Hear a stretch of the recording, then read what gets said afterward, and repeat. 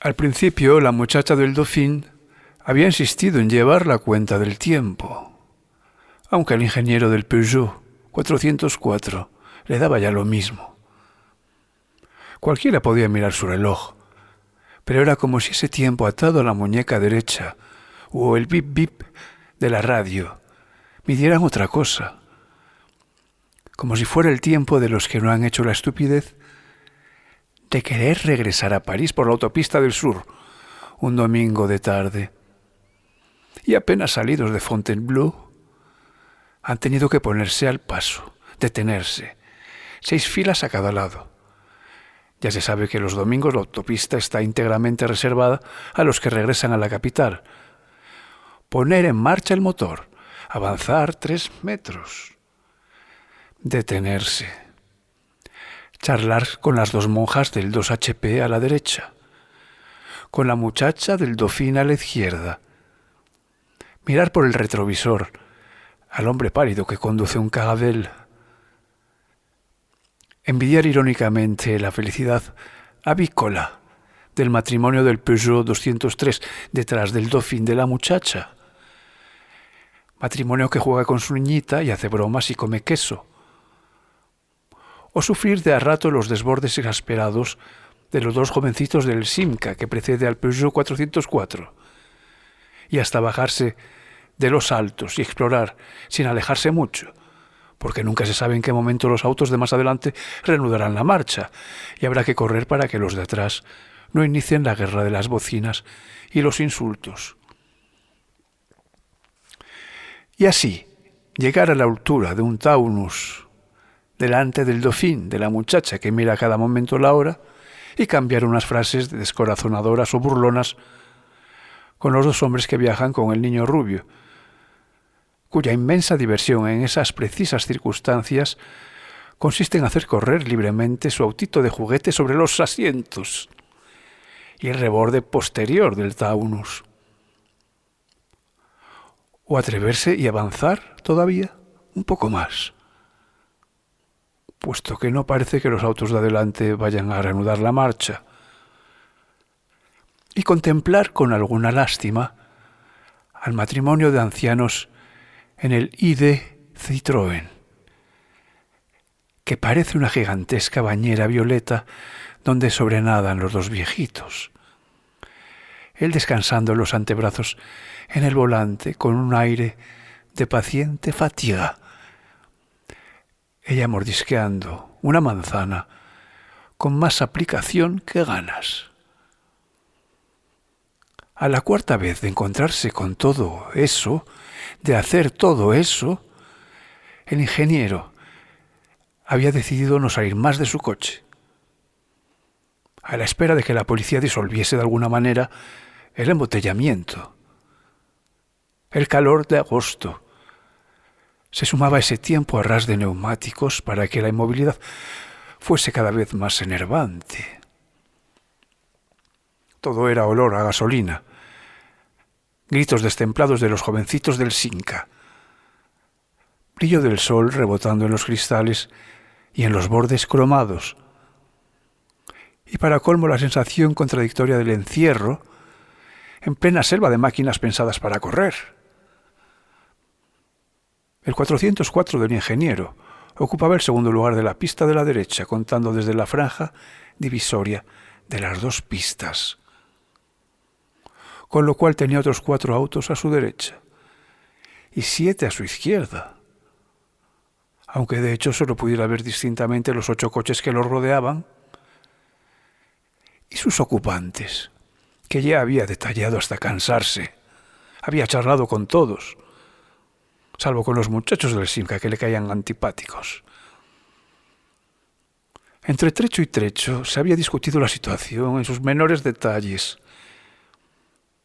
y la impresión general era que hasta Corbeil-Essonnes se avanzaría el paso, poco más o menos, pero que entre Corbeil y Juvisy el ritmo iría acelerándose una vez que los helicópteros y los motociclistas lograran quebrar lo peor del embotellamiento. A nadie le cabía duda de que algún accidente muy grave debía haberse producido en la zona. Es la única explicación de una lentitud tan increíble. Y con eso, el gobierno, el calor, los impuestos, la vialidad, un tópico tras otro. 3 metros, otro lugar común. 5 metros, una frase sentenciosa, una maldición contenida. A las 2 monjitas del 2HP les hubiera convenido tanto llegar a Milly-la-Forêt antes de las 8, pues llevaban una cesta de hortalizas para la cocinera. Al matrimonio del Peugeot 203 le importaba sobre todo no perder los juegos televisados de las 9:30. La muchacha del Dauphin le había dicho al ingeniero que le daba lo mismo llegar más tarde a París, pero que se quejaba por principio, porque le parecía un atropello someter a millares de personas a un régimen de caravana de camellos. En estas últimas horas, debían ser casi las 5, pero el calor los hostigaba insoportablemente, habían avanzado unos 50 metros, a juicio del ingeniero. Aunque uno de los hombres del Taunus, que se había acercado a charlar, llevando de la mano al niño con su autito, mostró irónicamente la copa de un plátano solitario, y la muchacha del Dauphin recordó que ese plátano, si no era un castaño, había estado en la misma línea que su auto durante tanto tiempo que ya ni valía la pena mirar el reloj pulsera para perderse en cálculos inútiles. No atardecía nunca. La vibración del sol sobre la pista y las carrocerías dilataba el vértigo hasta la náusea. Los anteojos negros, los pañuelos con agua de colonia en la cabeza, los recursos improvisados para protegerse, para evitar un reflejo chirriante o las bocanadas de los caños de escape a cada avance, se organizaban y perfeccionaban. Eran objeto de comunicación y comentario. El ingeniero bajó otra vez para estirar las piernas. Cambió unas palabras con la pareja de aire campesino del Ariane, que precedía el 2HP de las monjas. Detrás del 2HP había un Volkswagen con un soldado y una muchacha que parecían recién casados. La tercera fila, hacia el exterior, dejaba de interesarle, porque hubiera tenido que alejarse peligrosamente del 404.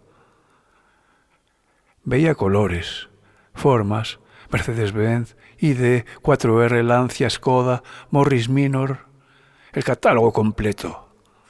A la izquierda, sobre la pista opuesta, se tendía otra maleza inalcanzable de Renault, Anglia, Peugeot, Porsche, Volvo. Era tan monótono que al final, después de charlar con los 2 hombres del Taunus y de intentar sin éxito un cambio de impresiones con el solitario conductor del Caravelle, no quedaba nada mejor que volver al 404 y reanudar la misma conversación sobre la hora, las distancias y el cine con la muchacha del Dauphin. A veces llegaba un extranjero, alguien que se deslizaba sobre los autos, viniendo desde el otro lado de la pista o desde las filas exteriores de la derecha, y que traía alguna noticia probablemente falsa, repetida de auto en auto a lo largo de calientes kilómetros. El extranjero saboreaba el éxito de sus novedades. Los golpes de portezuelas cuando los pasajeros se precipitaban para comentar lo sucedido. Pero al cabo de un rato se oía alguna bocina o el arranque de un motor y el extranjero salía corriendo. Se lo veía zigzaguear entre los autos para reintegrarse al suyo y no quedar expuesto a la justa cólera de los demás. A lo largo de la tarde se había sabido así del choque de un Floride contra un 2HP, cerca de Corbeil. 3 muertos y un niño herido. del doble choque de un Fiat 1500 contra un furgón Renault que había aplastado un Austin lleno de turistas ingleses. El vuelco de un autocar de Orly, colmado de pasajeros procedentes del avión de Copenhague. El ingeniero estaba seguro de que todo, casi todo, era falso, aunque algo grave debía haber ocurrido cerca de Corbeil, e incluso en las proximidades de París, para que la circulación se hubiera paralizado hasta ese punto. Los campesinos de Larián, que tenían una granja del lado de Montereau y conocían bien la región, contaban de otro domingo en que el tránsito había estado detenido durante 5 horas. Pero ese tiempo empezaba a parecer casi nimio, ahora que el sol, acostándose hacia la izquierda de la ruta, volcaba en cada auto una última avalancha de jalea anaranjada que hacía hervir los metales y ofuscaba la vista, sin que jamás una copa de árbol desapareciera del todo a la espalda, sin que otra sombra apenas entrevista a la distancia se acercara como para poder sentir de verdad que la columna se estaba moviendo, aunque fuera apenas, aunque hubiera que detenerse y arrancar bruscamente para clavar el freno y no salir nunca de la primera velocidad, del desencanto insultante de pasar una vez más de la primera al punto muerto. Freno de pie, freno de mano, stop, y así otra vez, y otra vez, y otra. En algún momento, harto de inacción, el ingeniero se había decidido aprovechar un alto especialmente interminable para recorrer las filas de la izquierda, y dejando a su espalda el Dauphin, había encontrado un DKV, otro 2HP, un Fiat 600, y se había detenido junto a un De Soto para cambiar impresiones con el azorado turista de Washington, que no entendía casi el francés, pero que tenía que estar a las 8 en la Place de l'Opéra, sin falta. You understand, my wife will be awful anxious down it.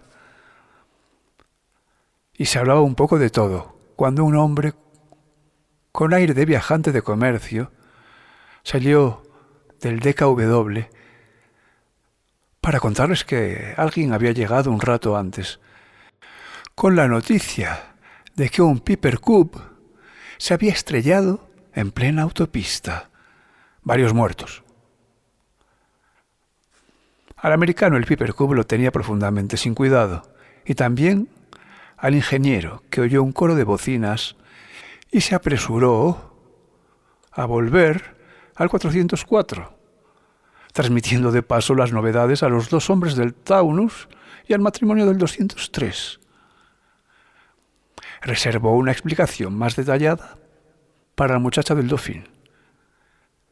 Mientras los coches avanzaban lentamente unos pocos metros, ahora el Dauphin estaba ligeramente retrasado con relación al 404 y más tarde sería al revés, pero de hecho las 12 filas se movían prácticamente en bloque, como si un gendarme invisible en el fondo de la autopista ordenara el avance simultáneo, sin que nadie pudiese obtener ventajas. Piper Cub, señorita, es un pequeño avión de paseo. Ah, y la mala idea de estrellarse en plena autopista un domingo de tarde, esas cosas.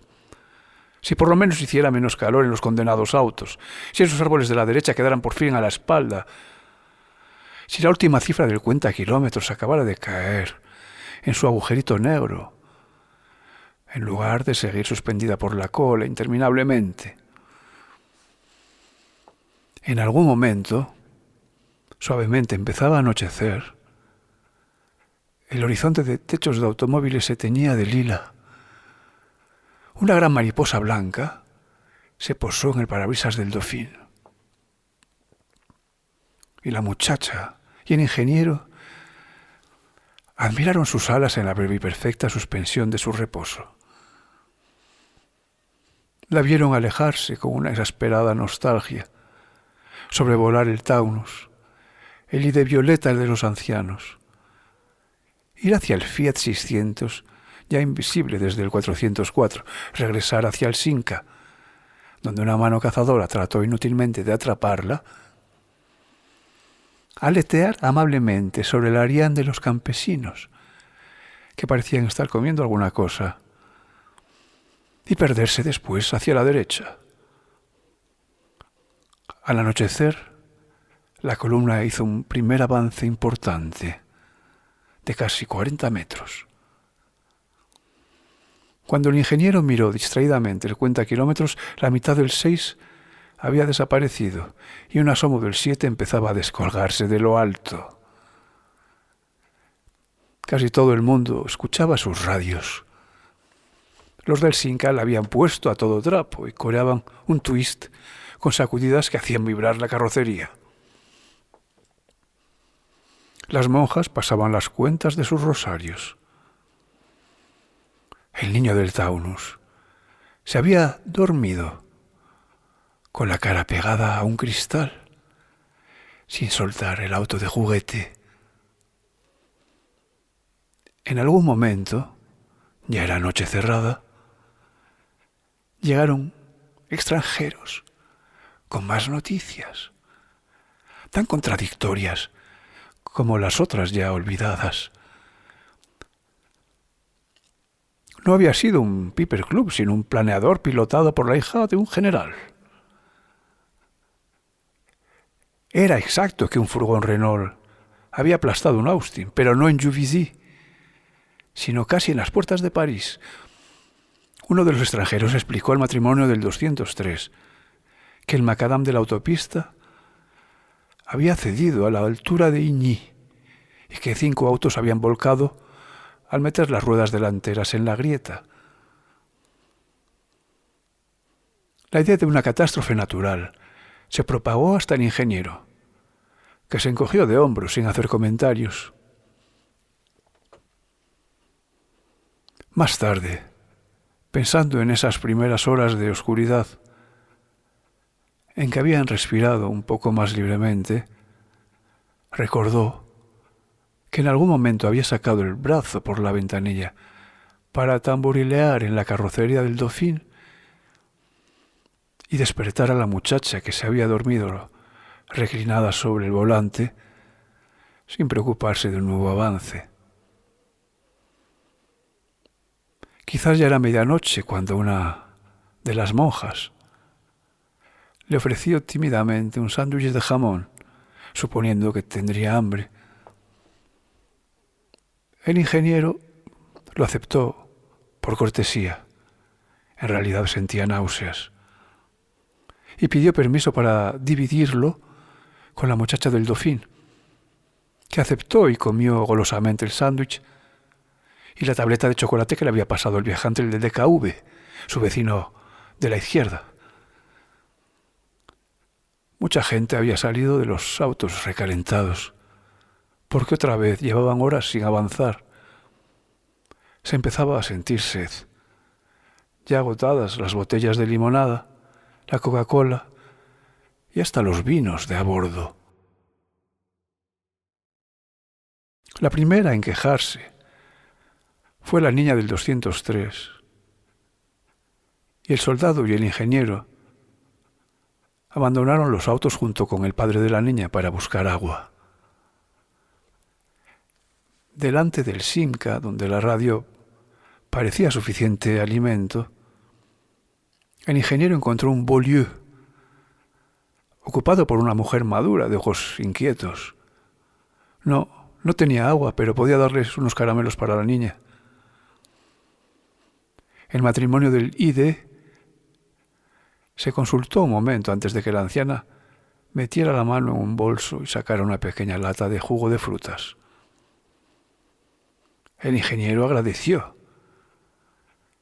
y quiso saber si tenían hambre y si podía serles útil. El viejo movió negativamente la cabeza, pero la mujer pareció asentir sin palabras. Más tarde, la muchacha del Dauphin y el ingeniero Exploraron juntos las filas de la izquierda, sin alejarse demasiado. Volvieron con algunos bizcochos y los llevaron a la anciana del IDE, con el tiempo justo para regresar, corriendo a sus autos, bajo una lluvia de bocinas.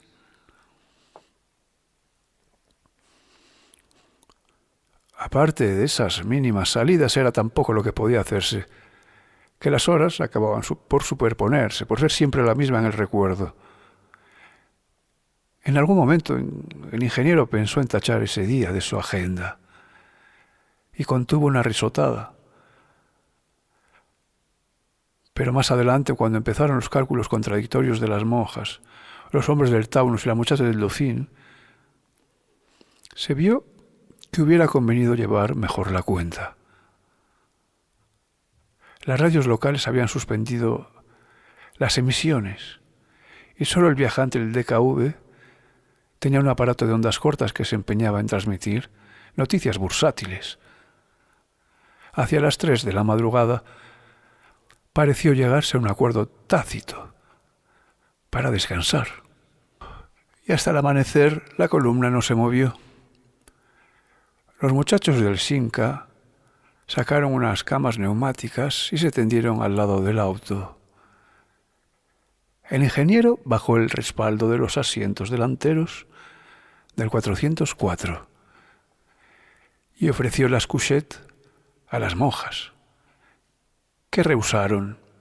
Antes de acostarse un rato, el ingeniero pensó en la muchacha del Dauphin, muy quieta contra el volante, y como sin darle importancia, le propuso que cambiaran de autos hasta el amanecer. Ella se negó, alegando que podía dormir muy bien de cualquier manera. Durante un rato se oyó llorar al niño del Taunus, acostado en el asiento trasero donde debía tener demasiado calor. Las monjas rezaban todavía cuando el ingeniero se dejó caer en la couchette y se fue quedando dormido. Pero su sueño seguía demasiado cerca de la vigilia y acabó por despertarse, sudoroso e inquieto, sin comprender en un primer momento dónde estaba.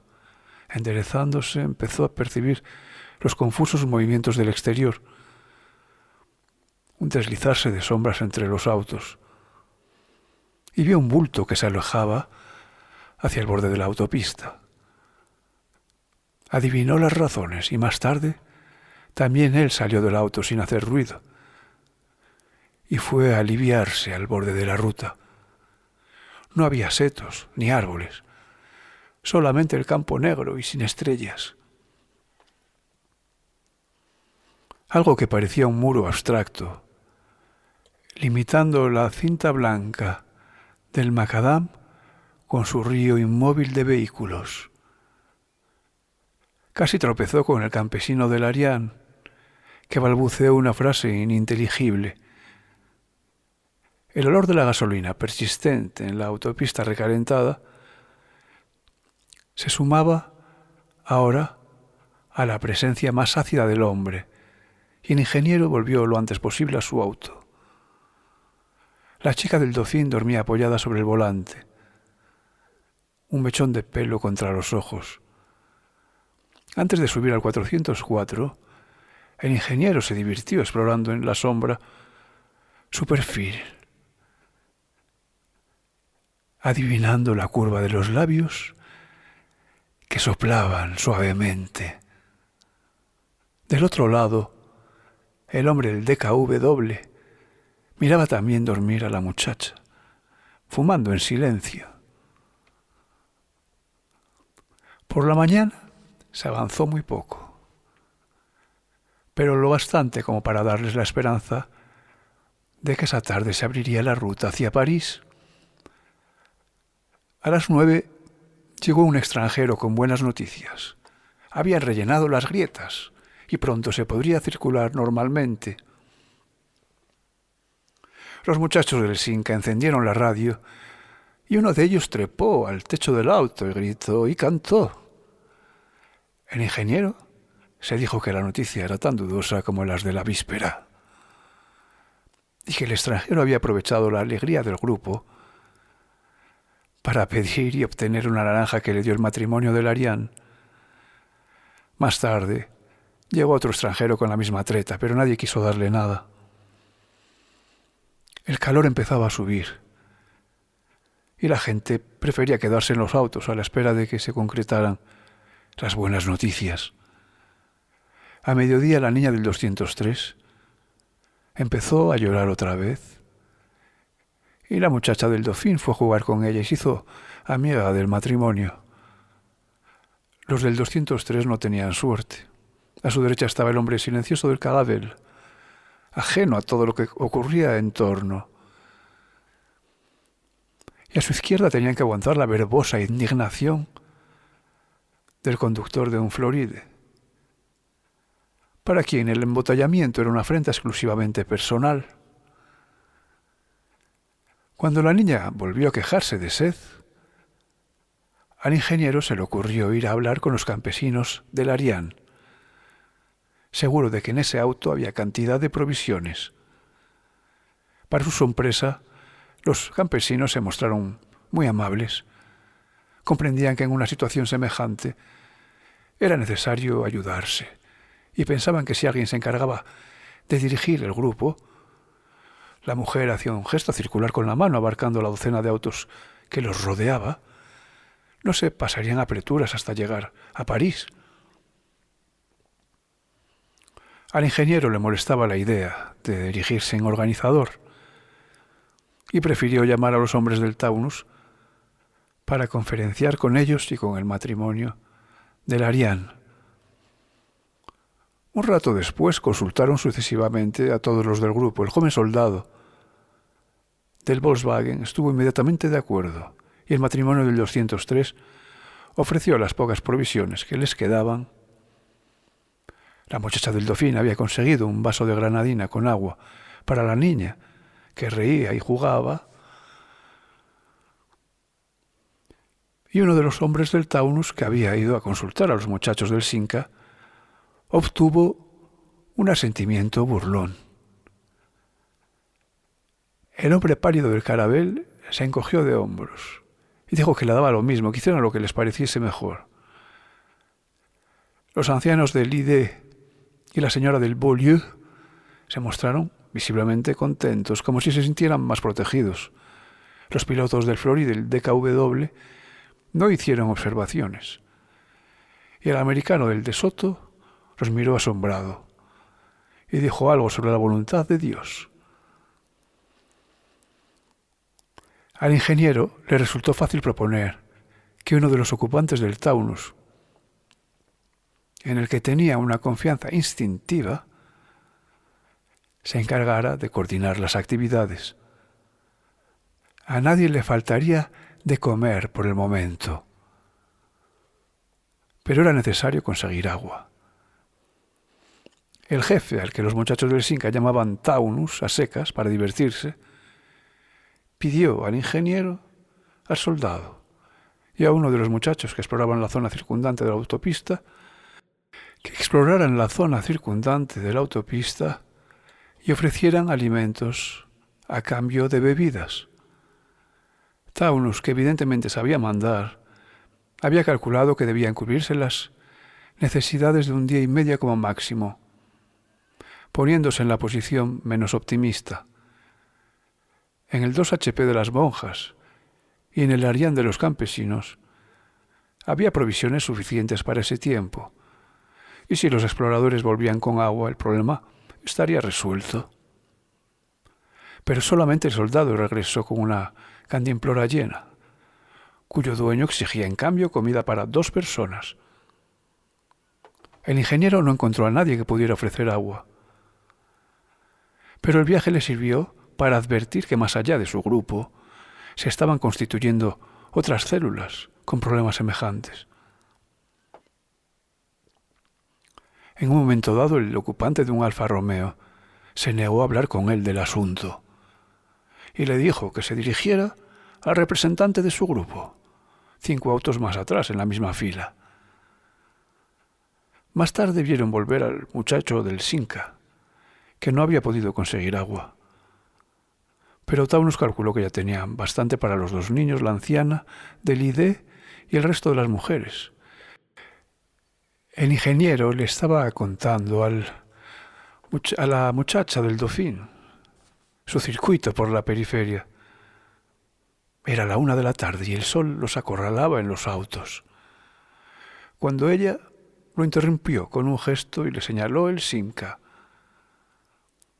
En 2 saltos el ingeniero llegó hasta el auto y sujetó por el codo a uno de los muchachos que se repantigaba en su asiento para beber a grandes tragos de la cantimplora que había traído escondida en la chaqueta.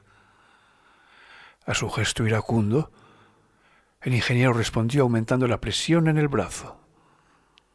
El otro muchacho bajó del auto y se tiró sobre el ingeniero, que dio 2 pasos atrás y lo esperó casi con lástima.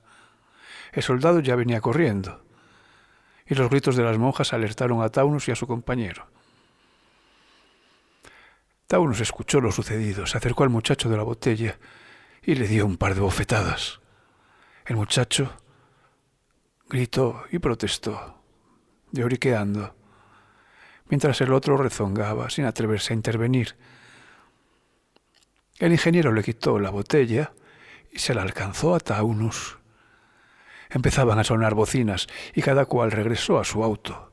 Por lo demás, inútilmente, puesto que la columna avanzó apenas 5 metros.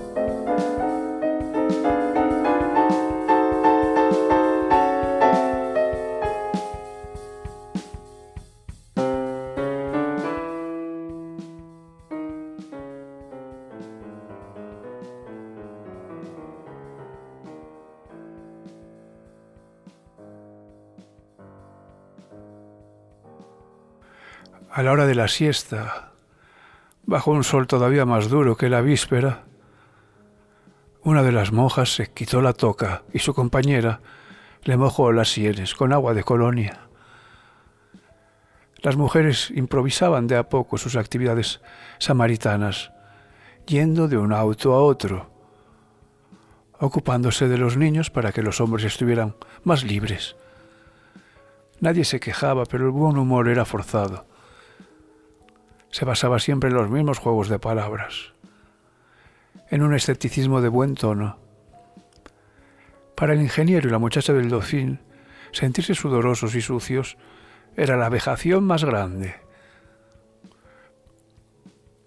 Los enternecía casi la rotunda indiferencia del matrimonio de campesinos, al olor que les brotaba de las axilas cada vez que venían a charlar con ellos o a repetir alguna noticia del último momento.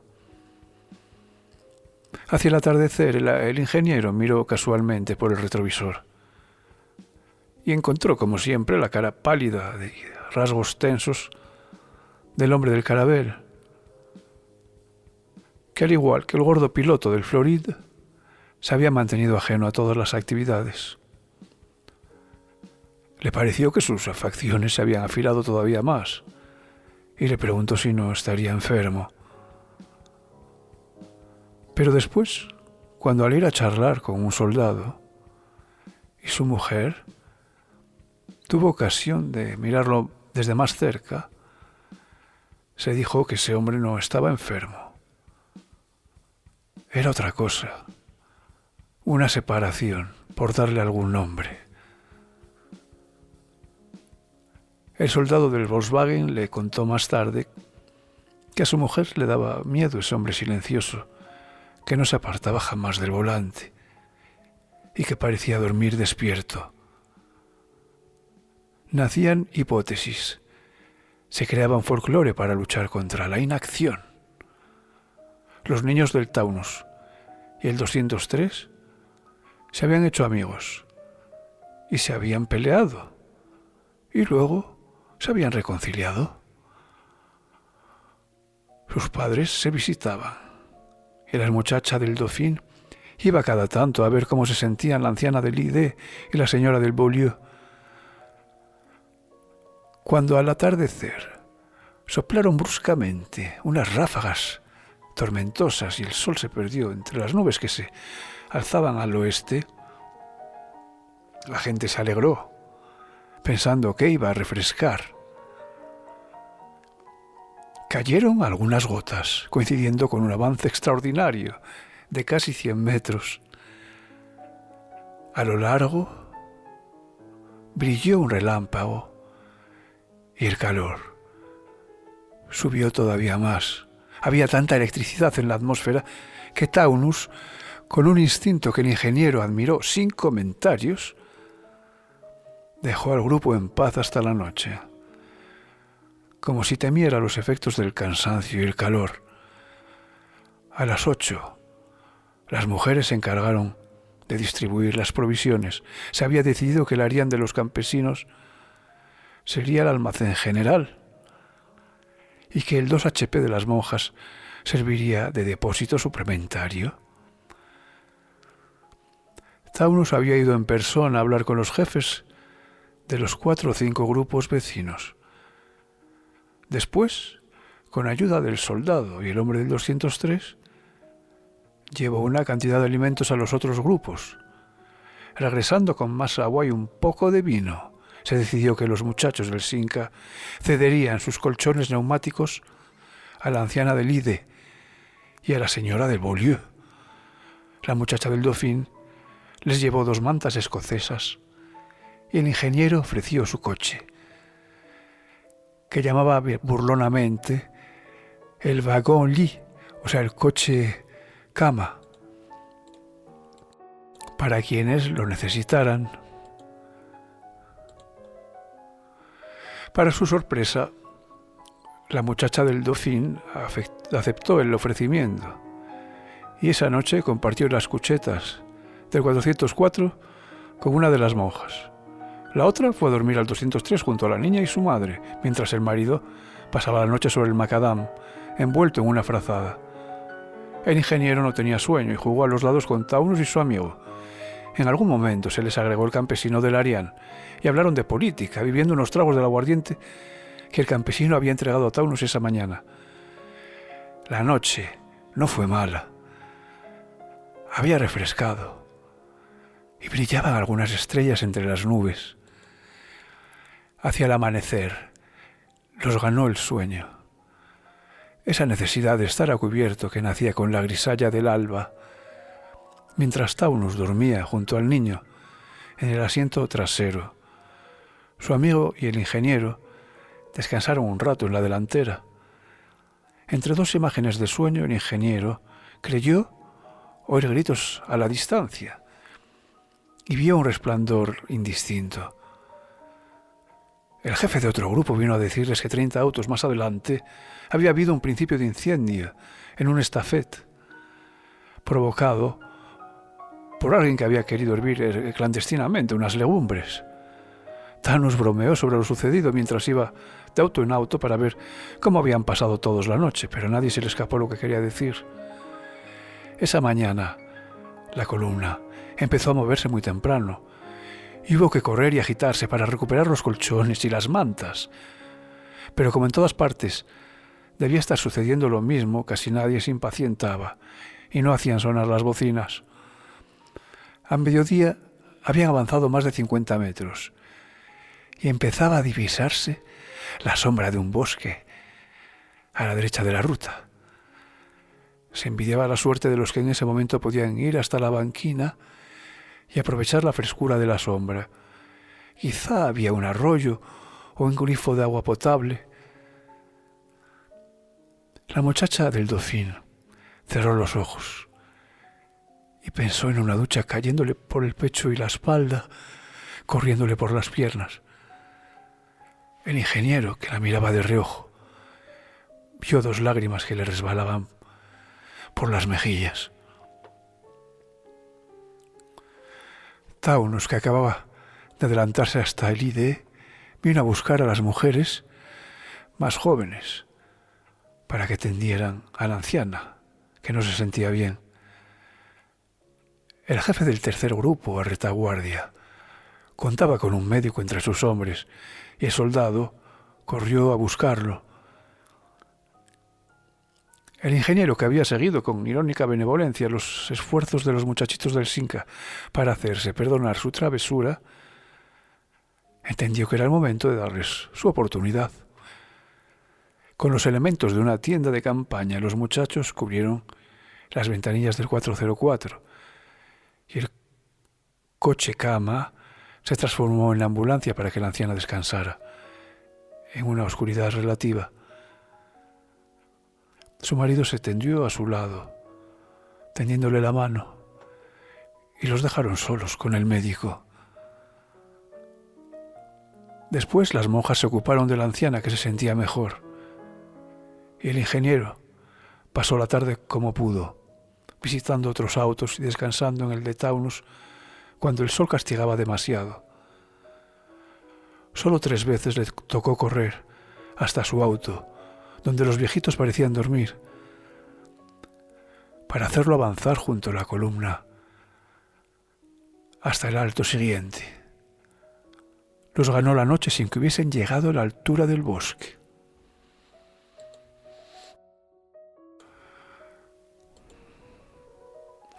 Hacia las 2 de la madrugada bajó la temperatura y los que tenían mantas se alegraron de poder envolverse en ellas. Como la columna no se movería hasta el alba, era algo que se sentía en el aire, que venía desde el horizonte de autos inmóviles en la noche. Y el ingeniero y Taunus se sentaron a fumar y a charlar con el campesino del Arián y el soldado. Los cálculos de Taunus no correspondían ya a la realidad, y le dijo francamente: por la mañana habría que hacer algo para conseguir más provisiones y bebidas. El soldado fue a buscar a los jefes de los grupos vecinos, que tampoco dormían, y se discutió el problema en voz baja para no despertar a las mujeres. Los jefes habían hablado con los responsables de los grupos más alejados en un radio de 80 o 100 automóviles y tenían la seguridad de que la situación era análoga en todas partes. El campesino conocía bien la región y propuso que 2 o 3 hombres de cada grupo salieran al alba para comprar provisiones en las granjas cercanas, mientras Taunus se ocupaba de designar pilotos para los autos que quedaran sin dueño durante la expedición.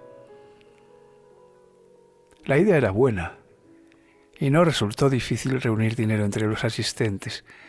Se decidió que el campesino, el soldado y el amigo de Taunus irían juntos y llevarían todas las bolsas, redes y cantimploras disponibles. Los jefes de los otros grupos volvieron a sus unidades para organizar expediciones similares y al amanecer se explicó la situación a las mujeres y se hizo lo necesario para que la columna pudiera seguir avanzando. La muchacha del Dauphin le dijo al ingeniero que la anciana ya estaba mejor y que insistía en volver a su IDE. A las 8 llegó el médico, que no vio inconveniente en que el matrimonio regresara a su auto. De todos modos, Taunus decidió que el 404 quedaría habilitado permanentemente como ambulancia. Los muchachos, para divertirse, fabricaron un banderín con una cruz roja y lo fijaron en la antena del auto Hacía ya rato que la gente prefería salir lo menos posible de sus coches. La temperatura seguía bajando y a mediodía empezaron los chaparrones y se vieron relámpagos a la distancia. La mujer del campesino se apresuró a recoger agua con un embudo y con una jarra de plástico para especial regocijo de los muchachos del Cinca. Mirando todo eso, inclinado sobre el volante, donde había un libro abierto que no le interesaba demasiado, el ingeniero se preguntó por qué los expedicionarios tardaban tanto en regresar. Más tarde, Taunus lo llamó discretamente a su auto. Y cuando estuvieron dentro, le dijo que habían fracasado. El amigo de Taunus dio detalles. Las granjas estaban abandonadas o la gente se negaba a venderles nada, aduciendo las reglamentaciones sobre ventas a particulares y sospechando que podían ser inspectores que se valían de las circunstancias para ponerlos a prueba. A pesar de todo, habían podido tener una pequeña cantidad de agua y algunas provisiones,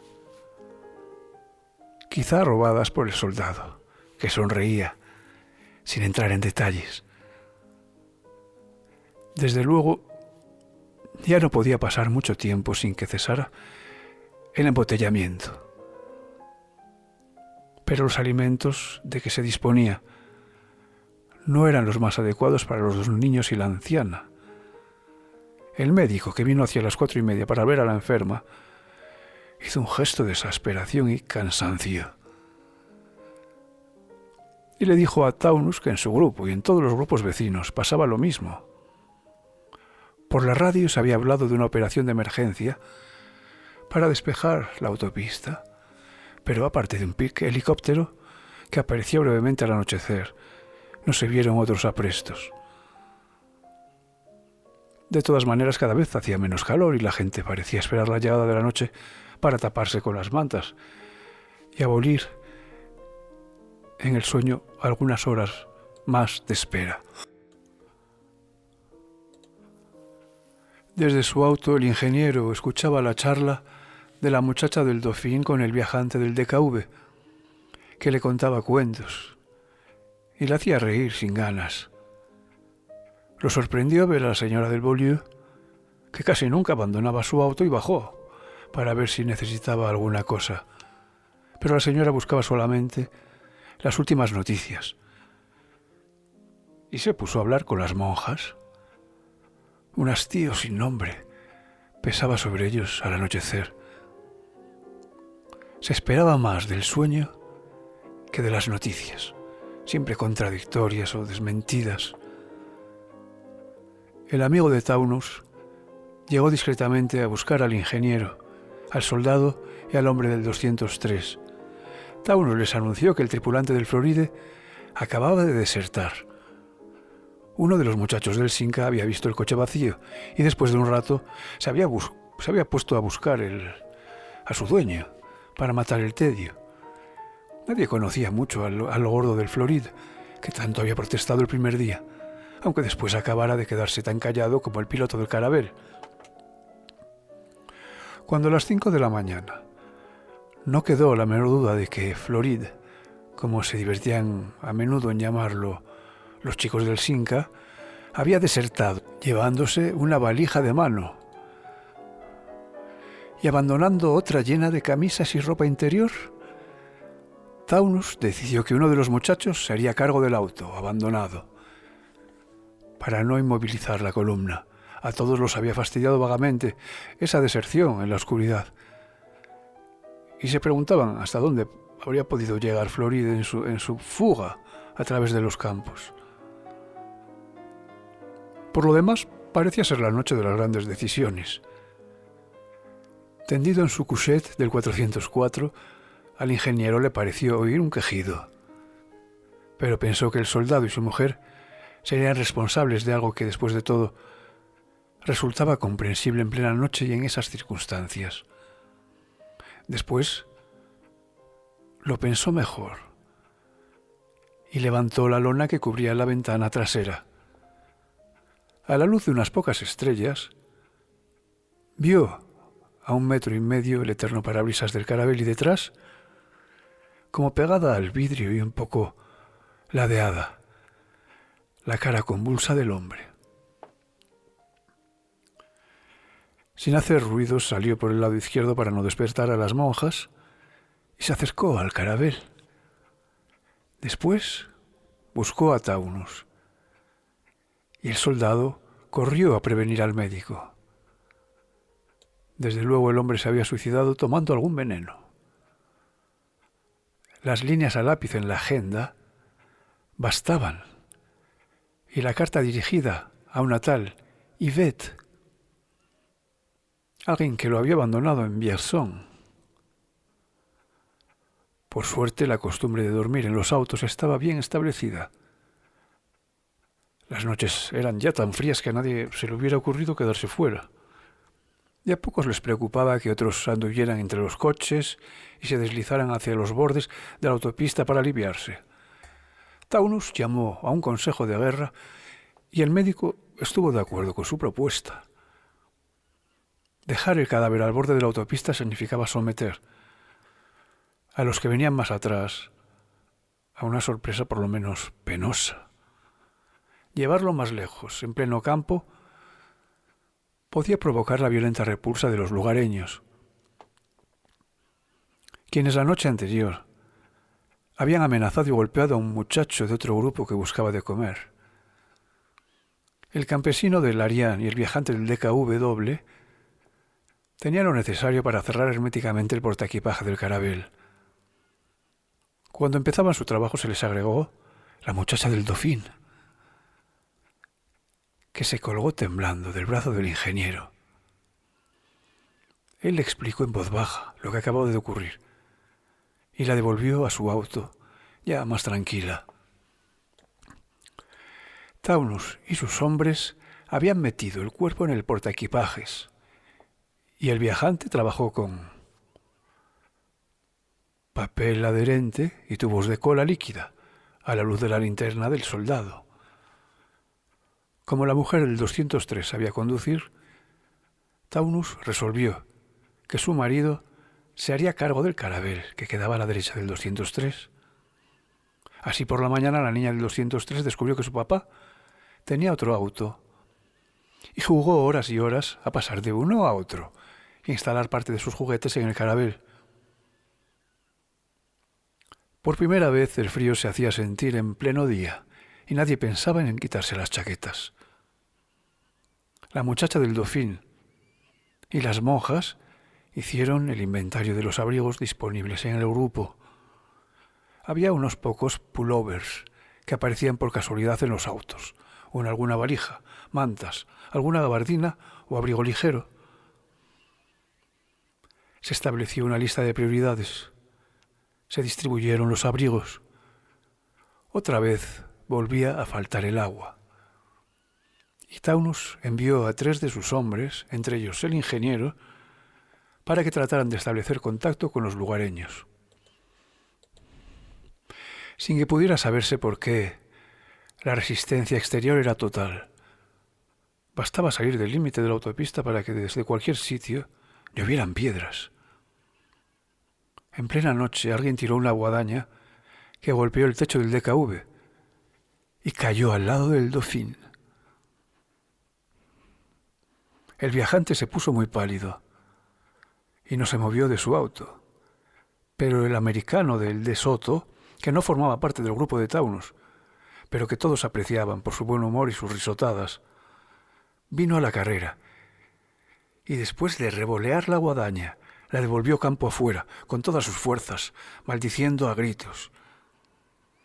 Sin embargo, Taunus no creía que conviniera ahondar la hostilidad.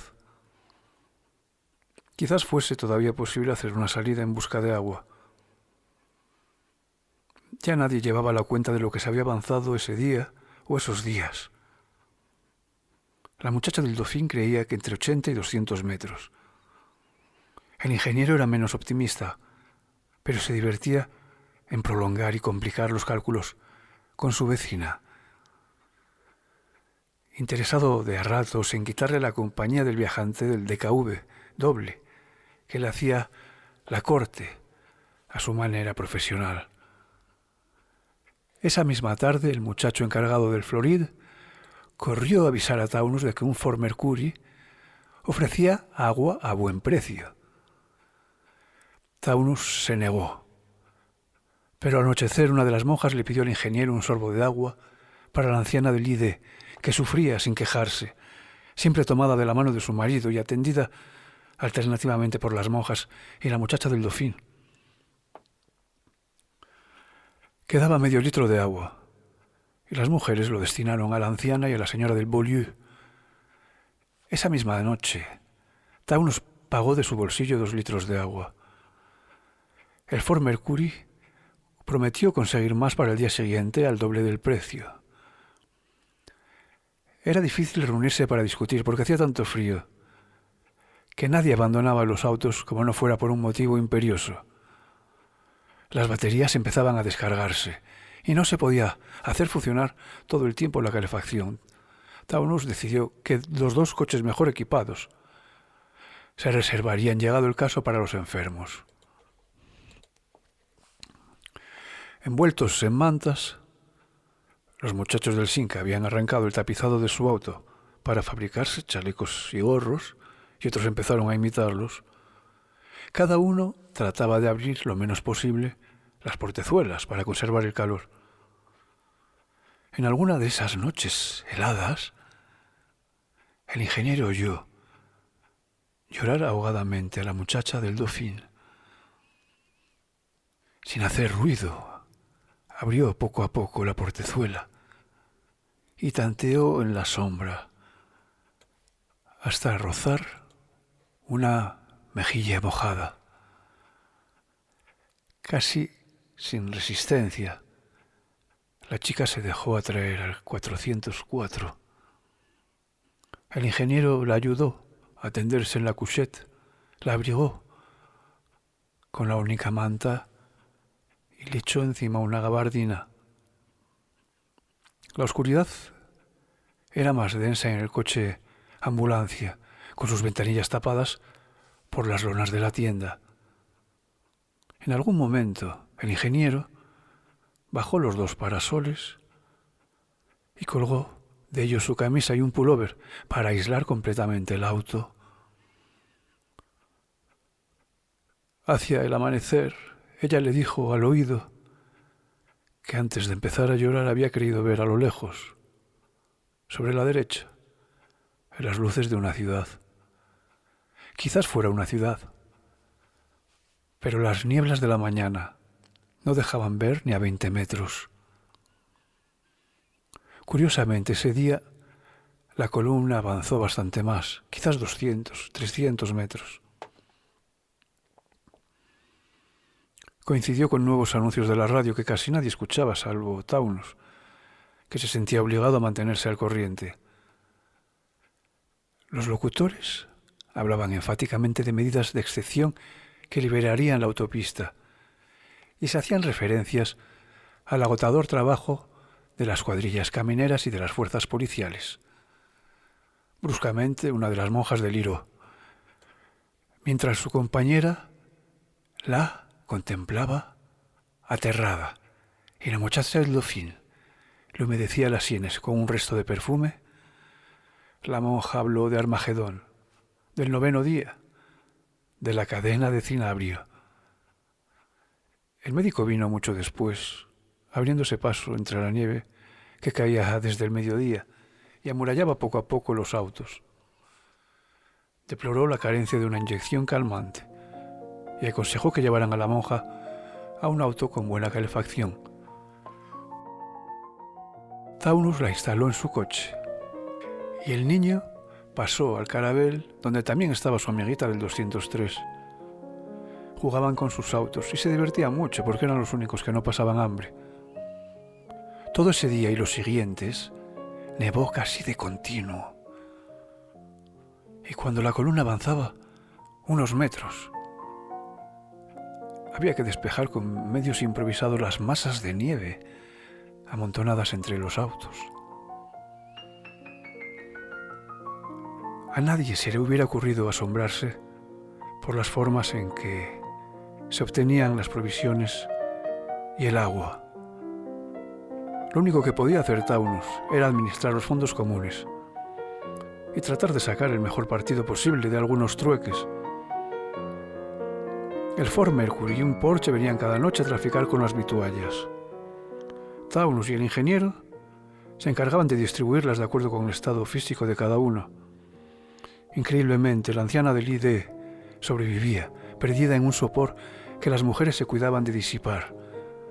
La señora del Beaulieu, que unos días antes había sufrido de náuseas y vaídos, se había repuesto con el frío y era de las que más ayudaban a la monja a cuidar a su compañera.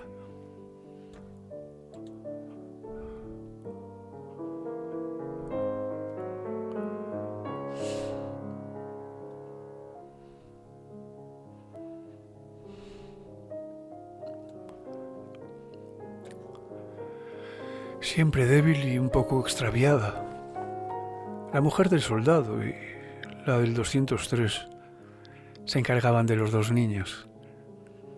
El viajante del DKV, quizás para consolarse de que la ocupante del Dauphin hubiera preferido al ingeniero, pasaba horas contándole cuentos a los niños. En la noche, los grupos ingresaban en otra vida sigilosa y privada. Las portezuelas se abrían silenciosamente para dejar entrar o salir alguna silueta aterida. Nadie miraba a los demás. Los ojos estaban tan ciegos como la sombra misma. Bajo mantas sucias, con manos de uñas crecidas, oliendo a encierro y a ropa sin cambiar, algo de felicidad duraba, aquí, allá. La muchacha del Dauphin no se había equivocado.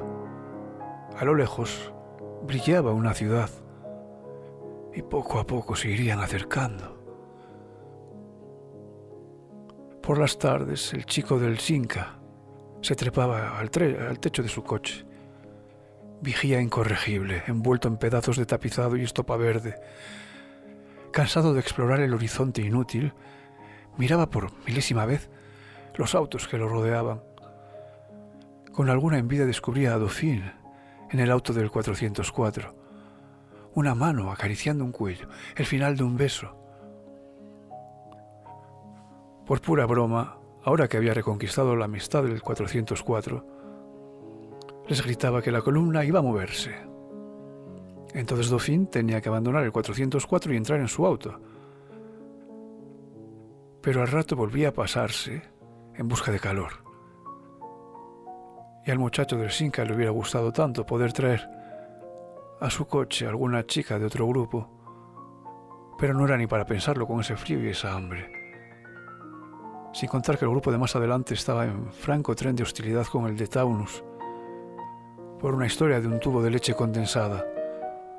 Y salvo las transacciones oficiales con Ford Mercury y con Porsche, no había relación posible con los otros grupos. Entonces el muchacho del Cinca suspiraba, descontento, y volvía a hacer de vigía, hasta que la nieve y el frío lo obligaban a meterse tiritando en su auto. Pero el frío empezó a ceder, y después de un período de lluvias y vientos que enervaron los ánimos y aumentaron las dificultades de aprovisionamiento, siguieron días frescos y soleados, en que ya era posible salir de los autos, visitarse, reanudar relaciones con los grupos vecinos. Los jefes habían discutido la situación y finalmente se logró hacer la paz con el grupo de más adelante. De la brusca desaparición de Ford Mercury se habló mucho tiempo, sin que nadie supiera lo que había podido ocurrirle. Pero Porsche siguió viniendo y controlando el mercado negro. Nunca faltaban del todo el agua o las conservas, aunque los fondos del grupo disminuían y Taunus y el ingeniero se preguntaban qué ocurriría el día que no hubiera más dinero para Porsche. Se habló de un golpe de mano, de hacerlo prisionero y exigirle que revelara la fuente de los suministros. Pero esos días la columna había avanzado un buen trecho y los jefes prefirieron seguir esperando y evitar el riesgo de echarlo todo a perder por una decisión violenta. Al ingeniero, que había acabado por ceder a una indiferencia casi agradable, lo sobresaltó por un momento el tímido anuncio de la muchacha del Dauphin. Pero después comprendió que no se podía hacer nada para evitarlo, y la idea de tener un hijo con ella acabó por parecerle tan natural como el reparto nocturno de las provisiones o los viajes furtivos hasta el borde de la autopista. Tampoco la muerte de la anciana de Lide podía sorprender a nadie. Hubo que trabajar otra vez en plena noche, acompañar y consolar al marido, que no se resignaba a entender. Entre dos de los grupos de vanguardia estalló una pelea. Taunus tuvo que oficiar de árbitro y resolver precariamente la diferencia. Todo sucedía en cualquier momento, sin horarios previsibles. Lo más importante empezó cuando ya nadie lo esperaba, y al menos responsable le tocó darse cuenta el primero. Trepado en el techo del Simca, el alegre vigía tuvo la impresión de que en el horizonte algo había cambiado. Era el atardecer, un sol amarillento deslizaba su luz rasante y mezquina. Que algo inconcebible estaba ocurriendo a 500 metros, a 300, a 250. Se lo gritó al 404 y el 404 le dijo algo al Dauphin, que se pasó a su coche rápidamente, cuando ya Taunus, el soldado y el campesino venían corriendo. Y desde el techo del Simca el muchacho señalaba hacia adelante. Repetía interminablemente el anuncio, como si quisiera convencerse de que lo que estaba viendo era verdad. Entonces oyeron la conmoción. Algo como un pesado pero incontenible movimiento migratorio que despertaba de un interminable sopor y ensayaba sus fuerzas. Taunus les ordenó a gritos que volvieran a sus coches. El Beaulieu, el ID, el Fiat 600 y el de Soto arrancaron con un mismo impulso. Ahora el 2HP, el Taunus, el Simca y el Ariane empezaban a moverse, y el muchacho del Simca, orgulloso de algo que era como su triunfo, se volvía hacia el 404 y agitaba el brazo, mientras el 404, el Dauphin, el 2HP de las monjas y el DKW se ponían a su vez en marcha. Pero todo estaba en saber cuánto iba a durar eso. El 404 se lo preguntó casi por rutina, mientras se mantenía a la par de Dauphin y le sonreía para darle ánimo. Detrás, el Volkswagen, el Caravelle, el 203 y el Florid arrancaban, a su vez, lentamente. Un trecho en primera velocidad. Después, la segunda, interminablemente la segunda, pero ya sin desembragar como tantas veces.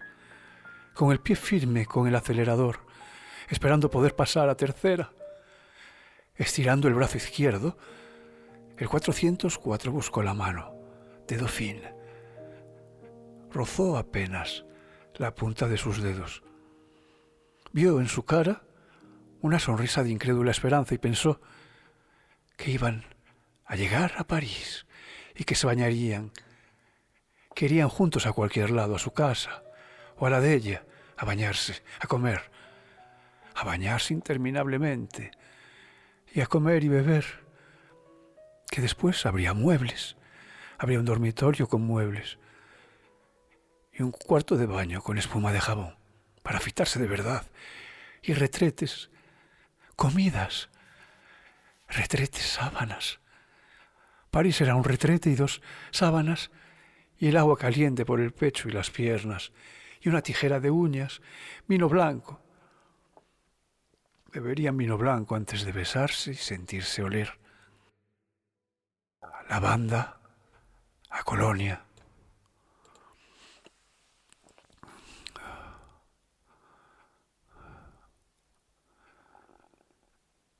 Antes de conocerse de verdad a plena luz, entre sábanas limpias, y volver a bañarse por juego. Amarse, bañarse, beber, entrar en la peluquería, entrar en el baño, acariciar las sábanas y acariciarse entre las sábanas y amarse entre la espuma y la lavanda y los cepillos. Antes de empezar a pensar en lo que iban a hacer, en el hijo y los problemas y el futuro, todo eso siempre que no se detuvieran, que la columna continuara, aunque todavía no se pudiese subir a la tercera velocidad. Seguir así en segunda, pero seguir, con los paragolpes rozando el Simca. El 404 se echó atrás en el asiento, sintió aumentar la velocidad. Sintió que podía acelerar sin peligro de irse contra el Simca y que el Simca aceleraba sin peligro de chocar contra el Beaulieu y que detrás venía el Caravelle y que todos aceleraban más y más y que ya se podía pasar a tercera sin que el motor penara. Y la palanca calzó increíblemente en la tercera y la marcha se hizo suave y se aceleró todavía más. Y el 404 miró enternecido y deslumbrado a su izquierda, buscando los ojos de Dauphin. Era natural que con tanta aceleración las filas ya no se mantuvieran paralelas. Dauphin se había adelantado casi 1 metro. Y el 404 le veía la nuca y apenas el perfil. Justamente cuando ella se volvía para mirarlo y hacía un gesto de sorpresa al ver que el 404 se retrasaba todavía más. Tranquilizándola con una sonrisa, el 404 aceleró bruscamente, pero casi enseguida tuvo que frenar, porque estaba a punto de rozar el Simca. Le tocó secamente la bocina y el muchacho del Simca lo miró por el retrovisor y le hizo un gesto de impotencia, mostrándole con la mano izquierda el Beaulieu pegado a su auto. El Dauphin iba 3 metros más adelante, a la altura del Simca. Y la niña del 203, al nivel del 404, agitaba los brazos y le mostraba su muñeca. Una mancha roja a la derecha desconcertó al 404. En vez del 2HP de las monjas o del Volkswagen del soldado, vio un Chevrolet desconocido. Y casi enseguida el Chevrolet se adelantó seguido por un Lancia y por un Renault 8. A su izquierda se le apareaba un ID que empezaba a sacarle ventaja metro a metro, pero antes de que fuera sustituido por un 403, el 404 alcanzó a distinguir todavía en la delantera el 203 que ocultaba ya a Dauphin. El grupo se dislocaba. Ya no existía. Taunus debía de estar a más de 20 metros de adelante, seguido de Dauphin. Al mismo tiempo, la tercera fila de la izquierda se atrasaba porque en vez del DKW del viajante, el 404 alcanzaba a ver la parte trasera de un viejo furgón negro, un Citroën, un Peugeot. Los autos corrían en tercera, adelantándose o perdiendo terreno según el ritmo de su fila. Y a los lados de la autopista se veían huir los árboles, algunas casas entre las masas de niebla y el anochecer. Después fueron las luces rojas que todos encendían, siguiendo el ejemplo de los que iban adelante. La noche que se cerraba bruscamente. De cuando en cuando sonaban bocinas, las agujas de los velocímetros subían cada vez más. Algunas filas corrían a 70 kilómetros, otras a 65, algunas a 60. El 404 había esperado todavía que el avance y el retroceso de las filas le permitiera alcanzar otra vez a Dauphin. Pero cada minuto lo iba convenciendo de que era inútil, que el grupo se había disuelto irrevocablemente, que ya no volverían a repetirse los encuentros rutinarios, los mínimos rituales, los consejos de guerra en el auto de Taunus, las caricias de Dauphine en la paz de la madrugada, las risas de los niños jugando con sus autos, la imagen de la monja pasando las cuentas del rosario. Cuando se encendieron las luces de los frenos del Simca, el 404 redujo la marcha con un absurdo sentimiento de esperanza y apenas puesto el freno de mano, saltó del auto y corrió hacia adelante. Fuera del Simca y el Beaulieu, más atrás estaría el Caravelle, pero poco le importaba, no reconoció ningún auto. A través de cristales diferentes, lo miraban con sorpresa y quizá escándalo otros rostros que no había visto nunca. Sonaban las bocinas y el 404 tuvo que volver a su auto. El chico del Simca le hizo un gesto amistoso como si comprendiera y señaló alentadoramente en dirección de París. La columna volvió a ponerse en marcha, lentamente, durante unos minutos y luego como si la autopista estuviera definitivamente libre. A la izquierda del 404 corría un Taunus y por un segundo al 404 le pareció que el grupo se recomponía, que todo entraba en el orden, que se podría seguir adelante sin destruir nada. Pero era un Taunus verde. En el volante había una mujer con anteojos ahumados que miraba fijamente hacia adelante. No se podía hacer otra cosa que abandonarse a la marcha, adaptarse mecánicamente a la velocidad de los autos que lo rodeaban, no pensar. En el Volkswagen del soldado debía estar su chaqueta de cuero. Taunus tenía la novela que él había leído en los primeros días. Un frasco de lavanda casi vacío en el 2HP de las monjas. Y él tenía ahí, tocándolo a veces con la mano derecha, el osito de felpa que Dauphine le había regalado como mascota.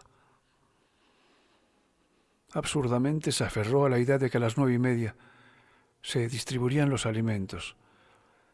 Habría que visitar a los enfermos, examinar la situación con Taunus y el campesino del Ariane. Después sería la noche, sería Dauphine subiendo sigilosamente a su auto, las estrellas o las nubes, la vida. Sí, tenía que ser así. No era posible que se hubiera terminado para siempre. Tal vez el soldado consiguiera una ración de agua que había escaseado en las últimas horas. De todos modos se podía contar con Porsche, siempre que se le pagara el precio que pedía. Y en la antena de la radio flotaba locamente la bandera con la cruz roja. Y se corría 80 kilómetros por hora hacia las luces que crecían poco a poco sin que ya se supiera bien por qué tanto apuro, por qué esa carrera en la noche, entre autos desconocidos, donde nadie sabía nada de los otros, donde todo el mundo miraba fijamente hacia adelante, exclusivamente hacia adelante.